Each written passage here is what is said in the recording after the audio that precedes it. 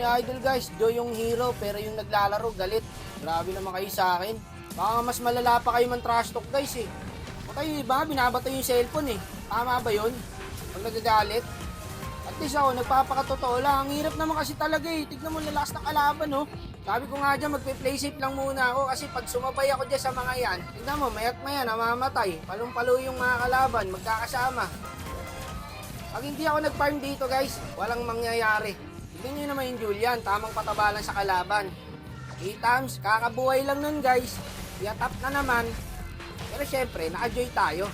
Hindi tayo papayag na matatalo to pre. Ako pa ba?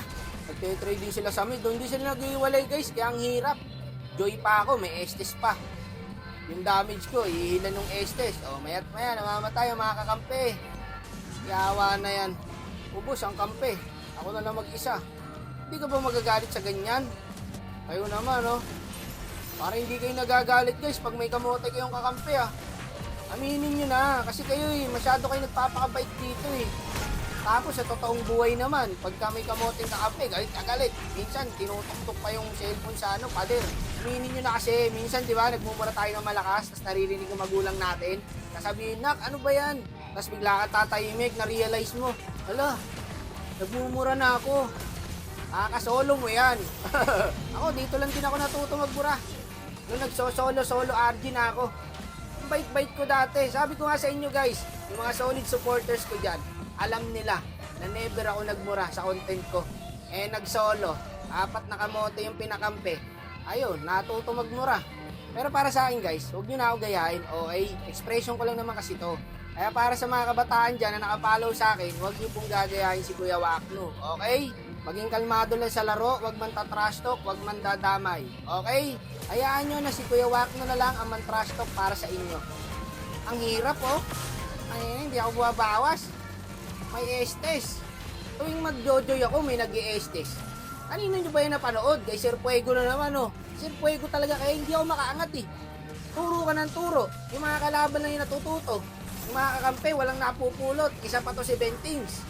Paano ko pa kaya ipapanalo to? Nag-iisip din ako dito guys kung paano ipapanalo to eh. Awawa sa inyo. Ang hirap guys, sobra. Hindi ko na alam kung paano ito ipapanalo. Pero dito, kinontes ko yung Lord Par. Sabi ko, do or die na to. Bahala na si Batman. Sino ba ako? Siyempre, ako si Wakno. Ayun, kinuha natin yung Lord, pre. 5v1. Kinuha ko yung Lord. Pero wala pa rin kwenta yan. Talo pa rin kami dito. Sobrang lakas po ng kalaban mga kapatid. Kakalabas na ng Lord, na-dep agad. Kahit 100 Lord yata ang makuha namin dito guys. Basta ganito kakampi mo, hindi talaga kayo mananalo. Pero wag ka par. First time, nakalamang kami sa clash. Ayan o, naubos namin yung kalaban. Pwede pa. Sino ba ako? Siyempre, ako si Wakno. Kung hindi ko nakuha yung Lord, ilang minuto pa lang, tapos na kami.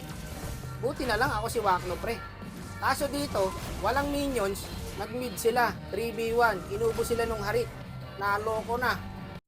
Ang ina. Hirap guys, hindi nyo rin ako masisisi talaga eh.